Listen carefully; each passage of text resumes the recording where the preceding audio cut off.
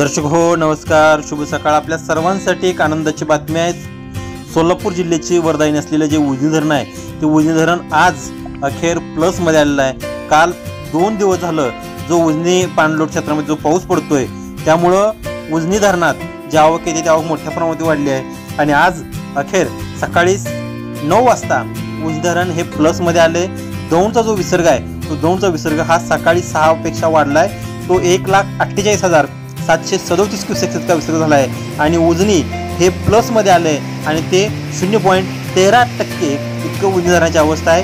गेल्या अनेक दिवसापासून जो उजनी धरणामध्ये विसर्ग येतोय त्या विसर्गाची अखेर प्लस मध्ये वाटचाल सुरू झाली आहे। उजनी धरण कधी नव्हे ते ह्या वर्षी वजा 60% इतक्या निचांकी खालच्या पातळीवरती गेलं होतं, परंतु जून मधला झालेला समाधानकारक पाऊस आणि जुलै मधला झालेला पाऊस यामुळे उजनी धरण अखेर प्लस मध्ये आले।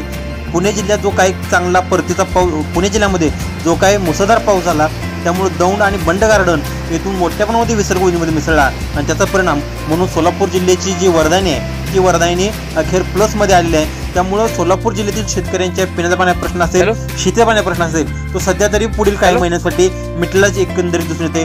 आणखीन पावसाळा 2 महिने आहे, परतीचा पाऊस जोरात पडू शकतो, त्यामुळे उजनी धरण यावर्षी नक्की 100% भरणार असा पंजाब डक हवामानशास्त्राचे आहेत अभ्यासक त्यांचा अंदाज होता। त्यामुळं त्यांचा जो काही अंदाज आहे त्या अंदाजानुसार जर बघितलं तर उजनी धरण हे यावर्षी नक्की भरणार आहे। त्यामुळे उजनी धरण किती भरणार आहे, दौंडचा आवक किती येणार आहे, बंड गार्डनचा विसर्ग इथून पुढे किती असणार आहे ते अपडेट पाहण्यासाठी तुम्ही आमचं चॅनल लाईक करा, शेअर करा आणि सबस्क्राईब करा।